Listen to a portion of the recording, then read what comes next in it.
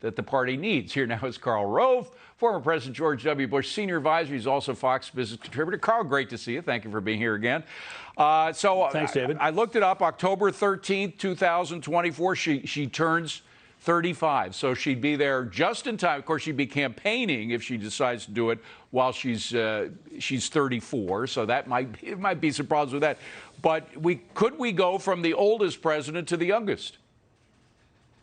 Republicans would be so lucky to have her as the nominee. We ought to fervently wish for it. Think about the analogy that that writer talked about. Think about Bill Clinton. By the time we got around to 1992, he'd been the governor of the state of Arkansas for nearly 20 years, or attorney general before that. Mm-hmm. He had compiled a record as an education reformer, as somebody who wanted to reform government, reform welfare, change the nature of the Democratic Party from being too far left to putting him back in the center of American politics. He was a serious player. Head of the National Governors Association, head of the Democratic Governors Association. Would somebody please tell me what AOC has done besides come up with the Green New Deal? And what legislative accomplishment has she achieved? Let's go back, in fact, David, to the beginning. Do you remember where she came from? I see a white chart coming. I see a white chart coming. You got a whiteboard coming, baby. You got a whiteboard coming. So remember, what's the #1 rule in politics? If you're in office, don't lose home with the people.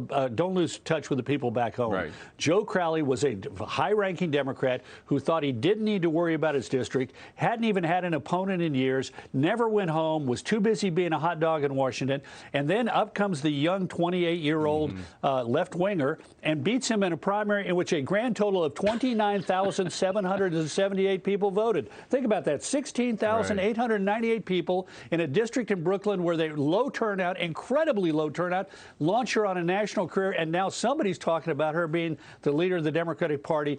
Thin resume, not all that bright. But Karl, are you suggesting, just to be clear, are you suggesting that she might lose in November? I mean, are you suggesting enough people come out who are dissatisfied with what she's doing inside the Beltway that they could vote against her? I would be happy if it would not hurt her chances. I would volunteer to be the chairman of the Austin, Texas fundraising committee for AOC for a Democratic presidential nomination. We will have a serious Democrat as the nominee of the Democratic Party in 2024, not AOC. Well, like you, I do believe that she's tone deaf to what most Americans see as their problem. I mean, most Americans don't believe in socialism. They don't believe in defunding the police. They don't believe in critical race theory.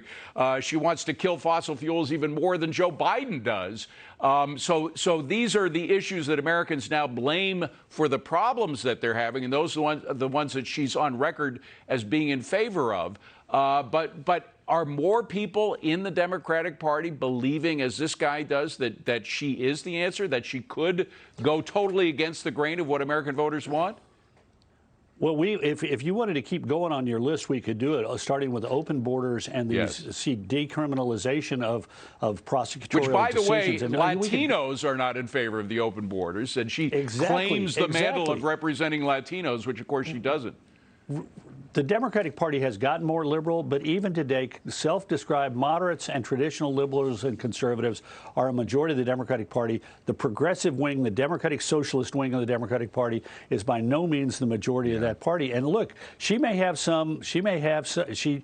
a compelling young figure, certain amount of charisma, but Americans treat their presidency as a serious job. Right. And the ums and the ahs and the sort of vacant looks that she presents in interviews are not going to convey a sense of seriousness, nor is her agenda. Right. Look, abolition of private health insurance. I mean, we could go on and on and on. Right. She is a wealth of riches for any perspective. Well, it's not just her. The tone deafness of the Democratic Party right now, exemplified, I think, today by the example of that $80 billion that they want to spend in supersizing the IRS against the wishes of the vast majority of Americans think the IRS is doing a bad job. More than 60% right now, according to the Gallup poll, and they want to supersize it 6 times to its present size. I mean, it just seems to me to be crazy. And as a campaign issue, they're going to be killed by it. No?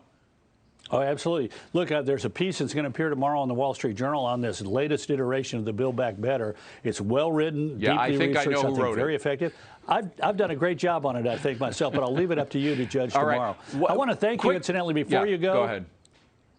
Thanks for having me on after Marty. In the green room, he gave me a little bit of a, and I had a little pain in the neck, and he's ordered up an X-ray. Doesn't think it's serious. Thinks some physical therapy can get out. Just being in the green room with Marty is a great privilege. We try Thanks to for take letting care me of do it. our guests, and we're happy that he Thank you. cured you from what ails you. Good to see you again, Karl. Thank you so much for being here. Thank you, David.